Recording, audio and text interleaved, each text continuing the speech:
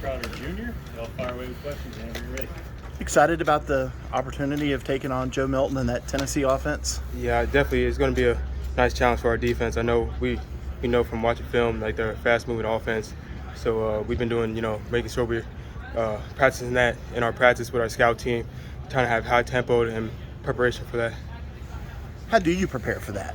Really just make sure you're in shape. You got to make sure you're in shape so you don't get tired, because when players get tired, they more prone to making mistakes. But we've been working on that, making sure we're getting our conditioning there and practice, and I feel like it's going to pay off on game day. Coming into this game without some of your key guys, Miles isn't going to play and Trenton's not going to play. What is the defensive mentality for stepping up to replace some guys that really helped you this year? Yeah, we definitely miss guys like that. I know Miles is a baller, Trent's a baller, but in the game of football, guys got to be ready for their chance, and I know we got the guys who've been preparing all year, and they've been having the right preparation. They're going to be ready for the opportunity against Tennessee. What did it mean for you to kind of go from off the radar a little bit last year to being a second-team All-American? It feels good. I just give all glory to God. I wouldn't have this opportunity without him, and I just try to keep my head down and grind, and I'm really grateful for this award, being second-team All-American. And I'm just going to try to keep my head down, get back to grinding, and just keep working towards the main goal. Wood has specifically, I know he played a lot in the championship game. What have you seen out of him, that linebacker, safety, kind of wherever? He's been balling everywhere, wherever you put him. He's a very versatile guy. He'll learn the position. He'll work. He's a hard worker, and I feel like that shows on the field in his play. And I'm really proud of him. A young guy stepping up wherever we need him. Is it impressive to see somebody like that be a linebacker and then take safety snaps? I know he played both in high school, but to kind of transition between those two so seamlessly. Definitely. Linebacker and safety are two very different positions, and he's shown that he can be versatile and play wherever the defense needs him, and I give him props for that.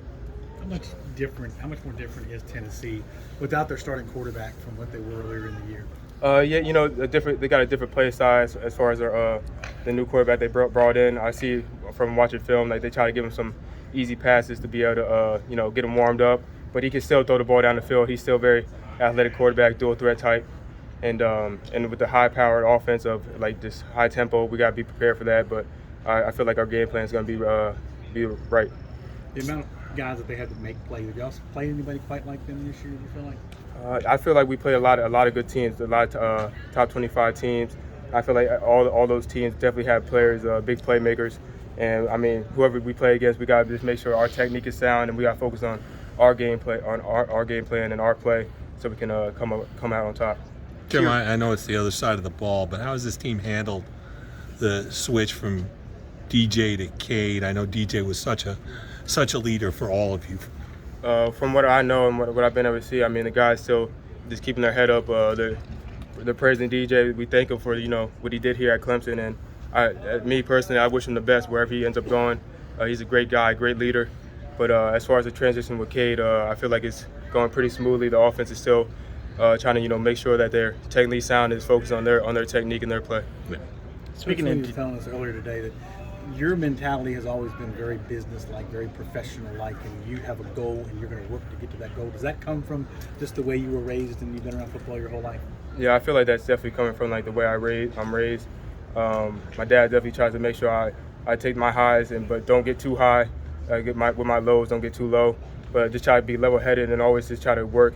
And it's whenever you get like an award or you get some success, you don't want to make that success fill you up. You got to stay hungry. You got to keep trying to grind and keep working because there's always something that you can get better at. And I just try to keep that in mind and try to just live by that. What is the bowl experience to you? Some of these guys opt out of it, but at the same time, it is some of the most fun that you've had during your time here. Is that fair? I really like the bowl experience. It's a good combination of work and having fun with the guys. I know last year when we went down to Florida, we went to some amusement parks. Saw a movie, and it's just stuff like that. And I feel like that's a really good time as far as like just trying to connect with my teammates and building those relationships. Does the Tennessee quarterback remind you a little bit of DJ? He's a big, physical guy, can run it pretty hard. Yeah, I definitely see the comparison. A big guy. He can run. He got a strong arm, and I feel like DJ going against DJ every day in practice can definitely help us out when it comes game time. Do you think they get it off about as quick as anybody you've seen? Sometimes 22, 23 seconds left on the clock. Oh yeah, definitely. I mean, they're probably going to be the fastest tempo offense that we play this year. So that's why we're trying to make sure that we're conditioned and ready for that. Do they look like the kind of team that they'll throw it sideways, lull you a little bit to sleep, and then go over the top on you? Yeah, they definitely try to hit you on the perimeter, run the ball, maybe get guys to come up a little bit sooner than keep their eyes and have eyes in the wrong place, and then they throw it over the top to Hyatt. So we definitely got to be ready, make sure we're disciplined, make sure everybody's technically sound, and I feel like we'll be all right. Against North Carolina, it was kind of a bend but don't break defense. We'll make them drive it down the field on us 10, 12 plays. Don't make a mistake. Is this kind of maybe the same thing against Tennessee? Make them grind it out? Well, we're trying to stop them, man. We're trying to get 3 and outs if we can. But I mean, if they do get in the red zone, we definitely just gotta hold them. We gotta make sure our red zone defense is very tight, very hard to score on us down there if they do get down there. But we definitely just want to be a dominant defense when we get there. Any more questions? Thank you. All right, thank you guys. Thanks.